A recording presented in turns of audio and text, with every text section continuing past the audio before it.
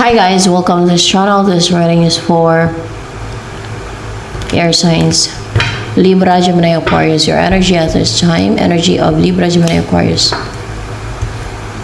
Sign of Pentacles, Prosperous, and ay wow, puro 10-10. Makakakita kayo mga air signs ng 10-10. Oh, it's indication na it's your energy. O, diba? Mamaya, makakita ko ng 10-10 o bakapon. Kanina, nakikita ko ng 10-10, number na 10-10. Kahit sa orasan, kahit sa plate ng mga sasakyan. Any place na makita nyo yung 10-10. Wow! Prosperous. Nasa'yo na lahat. Or clarification of the Ten of Pentacles and Ten of Cups here. Ito yung umpisa mong buhay. Ito yung na-attract mo na. Ito na yung umpisa mong buhay. Masagana, prosperous, o English, and happy, fulfilled, and kompleto. Madami maging bitter, madami inggit yan sa'yo, mag-inggitira. Yung hindi inggitira, hindi mainggit. Walang pakialam sa maging buhay mo, maging supportive pa yan. Pero yung iba, hindi matanggap yung maganda ang buhay ng iba, ayan, mangulam pa. Kasi kabilang buhay, hatol ng Diyos ang haharapin nila. Diba? So, gagawa sila ng witchcraft nila. Kaya bakit sila daw wala? O, hindi nila alam kung ano yung pinagdaanan mo. Bago mo maumpisahan yung ganyang buhay, bago mo marating ang ganyang sitwasyon, bago ka mag-umpisa ng ganyang buhay, bago mo lasapin ang ganyang buhay, bago mo experience ang ganyang buhay, hindi nila alam, no? Sa pahirap nila sa'yo, sa pasakit nila sa'yo, ng mga deceit nila at witchcraft nila, ang gusto nila, forever ka pahirapan. Ngayon, ang blessing ng God ay darating na sa'yo. That is a blessing from God and Jesus Christ. Matagumpay na niyo bigay. This is victory. Ang ganda. And of course, you're logical na mag-isip, clear and sharp yung mind mo. And it will assure your success and victory, no? Over those who want to hinder this.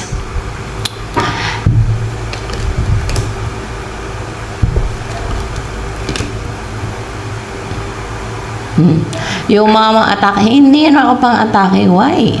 This is a blessing from the Lord. This is a blessing from God. This is a new beginning, new love na bigay ng God. Sino mo makadlang ng bigay ng God? Diba? Galing na sa God yun eh. And merong tatalikod, merong lalayo, kasi yung sinesense sa'yo, like their dark spells, evil spells, na-reject lang. Yan. And ito maging energy mo, Empress. Empress, so powerful but not intimidating, may self-love, and a marriage material, charming, yan, and good-looking.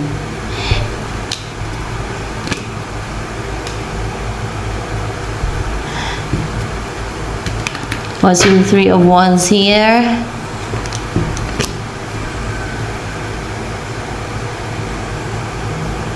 For clarification of the Three of Wands.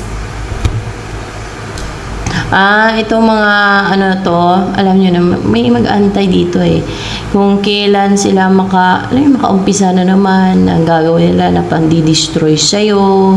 Kung kailan daw magsasucceed kasi na-reject yung kanilang na-reject yung kanilang mga sinesense sa'yo eh. Mag-antay na naman sila kung kailan daw pwede sila mag-umpisa na ma-destroy ka, o diba? Kasi sa kadiliman nga sila. Kahit anong simba nila,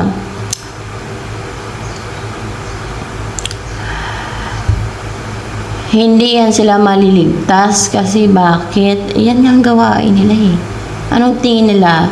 Yung mangulam sila pag gagawa sila ng mga witchcraft nila, kademonyuhan nila, mga ganyan deceit.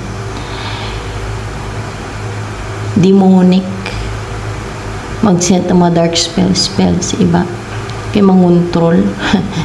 Dahil nainggit, mangulam. Ang tingin nila, malinis yung kaluluwa nila, malinis yung mga kasalanan nila, matanggal agad yung kasalanan nila. At hindi lang kasalanan yun, demonic yun. Kasi iniisip nila, nakwento ko na ito kagabi, nararason kasi ng mga yan, pinapagkit nila sa ulo nila, na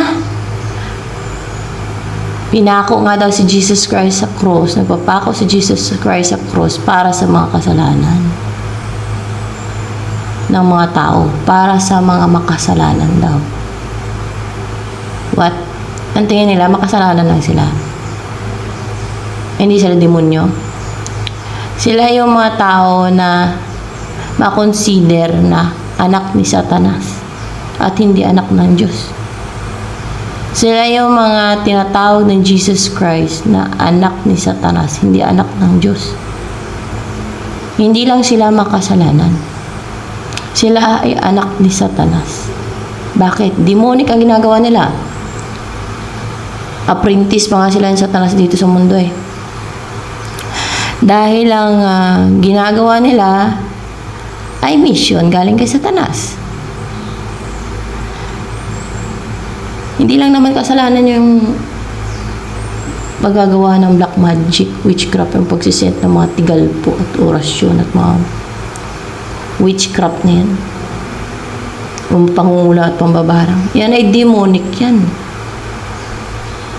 Sa demonyo na yan. Alagad na ng dilim yung mga gumagawa niyan. Hindi ordinaryong kasalanan. Hindi lang yan kasalanan. Kademonyuhan na yan. Kaya pinapapatay na nga ng God eh.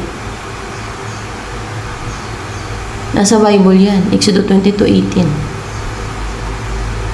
Kung sila ay anak ng Diyos, makonsider pang anak ng Diyos, papatay ba sila ng God? Kung sila ay makasalanan lang, na pwede pang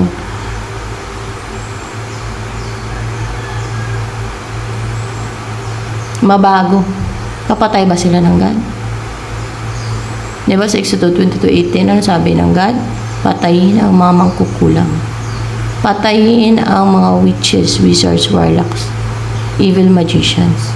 Yun ang utos ng God. At meron pa siyang mga pinili na yung mga tinatawag na chosen ones. 1,044 na tagapatay ng mga witches, wizards, warlocks. Yan ang isang mission ng mga chosen ones. Ang pumatay ng mga witches, wizards, warlocks, evil magicians. Sila ang tagapatay ng alagad ng dilim. Kasi sa kadiliman na yan, yung mga ganyan. Kaya pinapapatay ng God. Hindi naman kasalanan lang yung ginagawa nila. Kademonyuhan na yan. Demonic na yan.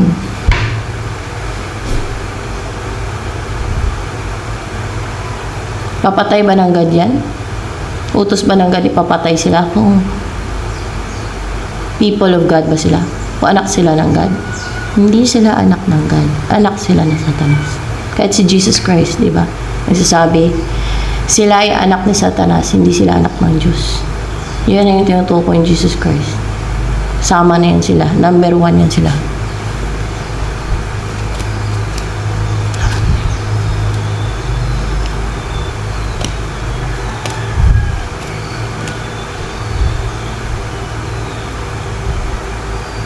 Ang kasalanan na tinatawag lang ay yung kagaya ng pagnanakaw na pwede pang magbago yung tao.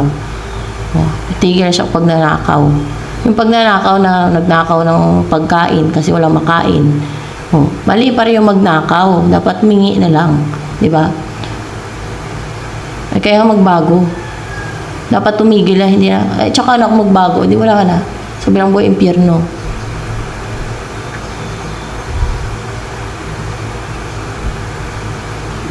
Kagaya ng pakikiapid. Yan ang mga kasalanan.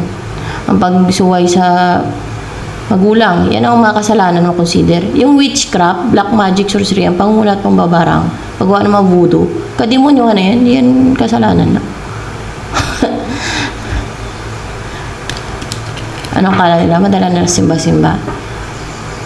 Ano akala nila? Unawain sila ng Diyos? Pinapapatay nga sila ng Diyos eh. Ano akala nila sa Diyos pa sila? Ganyan ginagawa nila. Nagasik sila ng lagim dito sa mundo. Nananalot sila sa mga people of God. Namiminsala sila. Nang mamanipulate sila ng isipan. They create lies. They send lies, illusion, deception, manipulation sa isipan ng people of God. Because they're not people of God.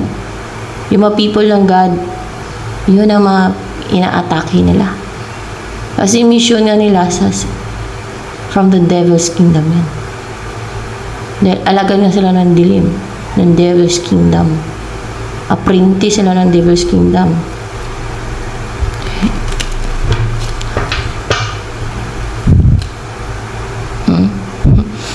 Wow. Nagantay daw ng ng makapag-umpisa na naman sila na mag-destroy sa'yo sa buhay mo. Nainggit sila. Nainggit. Balasan nainggit yun, di ba? Nainggit. Balasan naiinggit talaga sila. Kahit wala namang demonyo nag-uudyok sa kanilang gawin yan. Nainggit lang talaga. Kaya nga, nagagawa nilang isanla at ibintang kanilang kaluluwa eh. Dahil lang para fulfilling sa paramdam nila, i-destroy, sirain, halitan, pinsalain ang kanilang kapwa, yung mga taong kininggitan nila.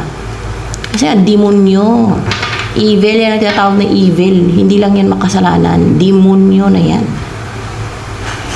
Yung mga yan.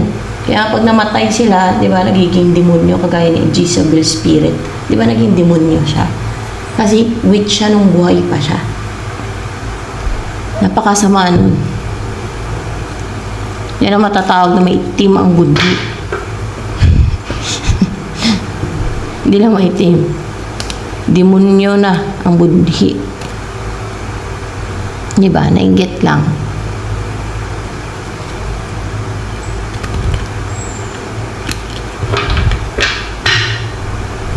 So, what will happen in your life?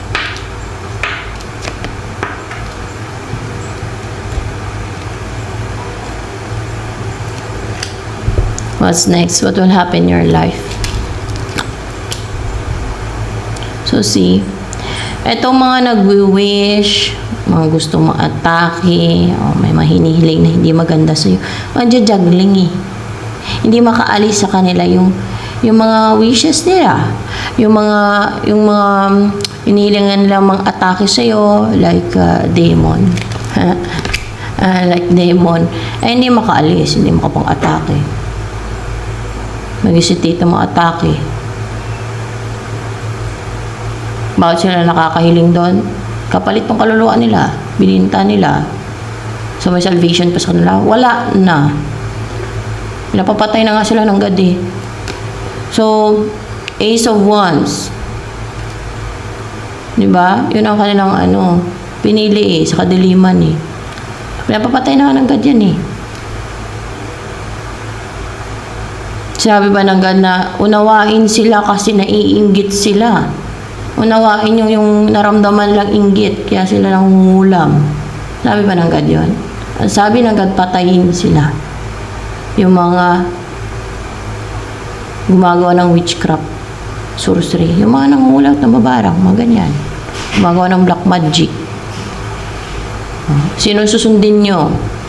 Kapwa nyo tao, na makasalanan, demonyo, na iba, yung demonyo yung gumagawa ng witchcraft. O yung God, yung command ng God. Saan kayo? Sa God? God or ang mundong to?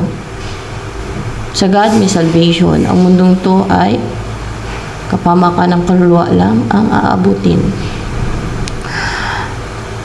Of course, pag tao, ayaw na lang i-punish sila. Eh, kaso sa God, may punishment ang God eh. Kaya talagang tinatarget ko. Number 1, yung mga gumagawa ng witchcraft kasi they are alagad na ng dilim eh. Hindi na yan sila makonsider na tao, alagad na sila ng dilim. They are demons na. Pag namatay nga yung kaluluwa nila, maging demonyo, kagaya ng Jezebel spirit eh. Tingnan sa Jezebel spirit, di ba naging demonyo? Oh. Saan ba ilalagay ang mga demonyo? I-cast out forever. Di ba sa impyerno? Oh, yan ang kanilang ending. Impyerno. Di ba sabi ng God yan? Nasa Bible yun eh. Doon naman yun ang ending nila eh. Ace of Wands. Kaya nga, you will start to take action or mag-umpisa ka na umpisahan mo yung mga gusto mo umpisahan na there's growth, nag-grow, kung ano man yung mga umpisahan mo, ano man yung umpisahan mong gawin, like yung mag-take ka na action sa goal mo, o magtrabaho ka, tuloy-tuloy na yan siya, no? Pag-grow na. O kung any source of income, ibig sabihin, kung mag-umpisa ka ng kung ano mang source of income yan, kikita na palaki na yan. Yan.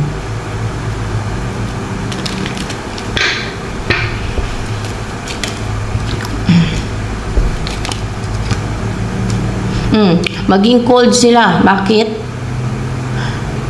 Kasi nga, na-stagnant sila. Baka maging vicious pa. Kasi mas stagnant sila eh. Hindi na makaalis sa stagnancy.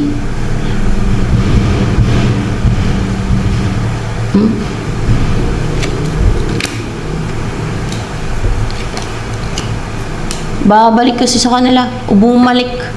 Maring bumalik na sa kanila. O babalik sa kanila yung stagnancy. O bumalik sa kanila yung stagnancy. Yung alam nyo ng sinent nilang illusion, lies, deception, manipulation sa isipan mo. Sa'yo, na para mas stagnant ka at maging cold ka o si person mo. Sa kanila na unite. Bumalik sa kanila na may unite o babalik sa kanila o bumalik na sa kanila. Yan. Sarili nilang diset sa kanila tatama.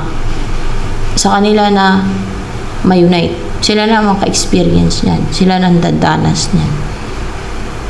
Para ma-realize din nila.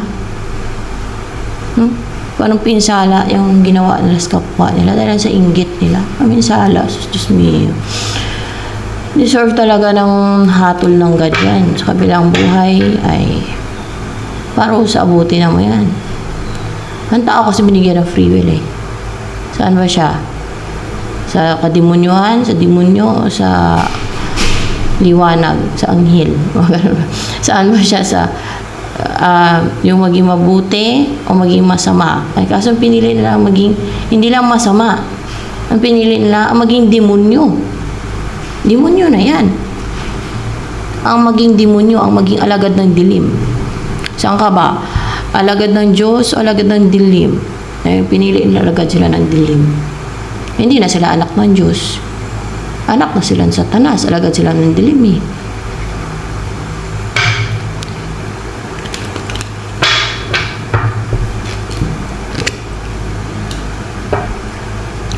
Five of Pentacles and reverse.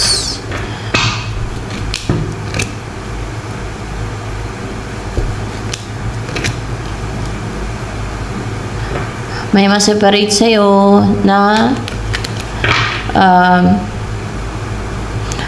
nagpapalito ng isipan mo, confusion, nagpapalito sa'yo, pwedeng karelasyon mo, or else ay, ano itong ma-separate sa'yo? Itong binigay sa'yo, merong binigay sa'yo, pwedeng spell, kung ano man yan, na nagpapalito sa'yo, o nagpapadusa sa'yo, o yung parang na left out in the cold ka, o nahirapan ka financially, o nagkasakit ka. Yan ang mga ma-separate sa'yo. That's why maging clear na ang judgment mo, or clear na ang judgment mo, or maging clear pa lang. And magiging ano ka na, magiging more clarification with the Magician.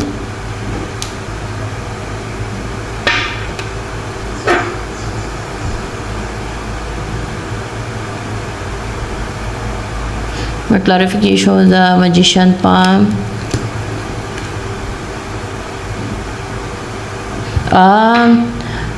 That's why itong mga gumagawa ng, mga magician, gumagawa ng witchcraft sa'yo, ay magantay, matenga, maka-experience ng anxiety, para ma-oppress sila ba, mag-overthink, stagnant pa, no? Tapos, kasi sa kanila may unite yung mga sinint na sa isip mo, sa kanila, bumalik na sa kanila babalik sa kanila, bumalik sa kanila. And, mag-antay sila ng result ng kanilang, o kung kailan kanilang ma-destroy daw. Dito kanila. Kung kailan daw pwede sila mag-umpisa na naman na yung mag-succeed yung ginagawa nila sa iyo, yung sinesent nila sa iyo na pandi-destroy sa iyo. Ganon.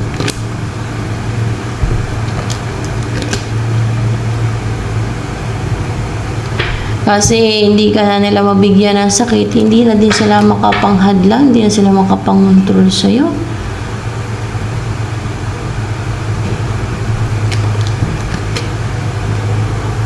And you're lucky. Nasa taas ka na ng wheel. Swerte ka na sa buhay.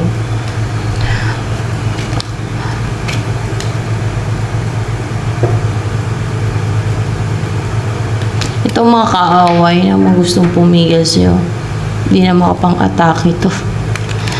Hindi na makapang-atake. Ay, ba yun? Upright pa yun? I think it's upright. Dinampot ko na, hindi ko nakita. Hindi ko tinignan kasi. Ulitin pa.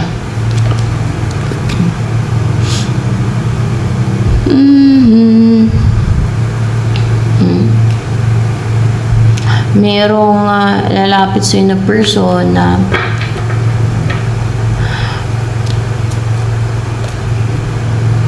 alam mo yung parang sincere to sa'yo, itong taong to, na may offer yun may offer na cup of love, o yung makasama ka na, at meron kayo soul connection ng taong yan. Ang taong may soul connection talaga kayo, na maramdaman nyo sa isa't isa na at home kayo, magaan yung pakiramdam nyo sa isa't isa. Ay, may offer to sa'yo na yung meron kayo i-build together. Paano man yung i-build ninyo? O meron kayong collaboration na gagawin, pagtutulungan, na mabigo no, na ma-heart attack na ma-heart attack ito mga gumagawa ng spiritual. Okay, gusto na pigilan, pati evil forces yan, gusto pumigil kasi mabawasan sila ng galamay. No? Pag inatake sa puso, pag pinatay, papatayin nyo yung mga witches, wizards, malagad ng dilim. Yan. Wala na silang maging apprentice dito. Kung maubos, kumatay yung apprentice ng mga witches, wizards, warlocks, at evil magicians dito sa mundo. Yung mga fallen angel na yan. Kaya gusto din na pigilan yung inyong union. Yan ang mission from God. Papatay ng mga witches, wizards, warlocks, ng mga alagad ng dilim. Yan ang example, isa sa mga mission from God. Na ito ay clarification na naman to kanina. Na may isi-send kayo dyan, o atakihin yung mga nangungontrol ba, no? Mga spiritual through witchcraft, ng mga witches, wizards, warlocks, na atakihin nyo yan.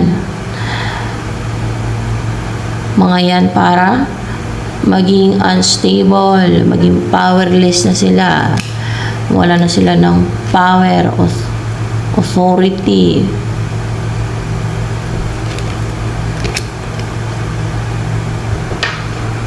Magtatagumpay kasi yan talaga. Matagumpay yung gagawin ninyo pag magkasama kayo. Napaka-strong yung dalawa pag magkasama kayo. Napakalakas nyo daw pag magkasama kayong dalawa. Talagang matagumpay yan na mapatay ninyo agad ang mga witches, wizard, warlock. Yeah, pag nagsama kayo. Oh!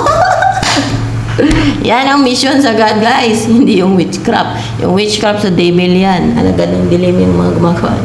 Black magic, witchcraft, pulang barang.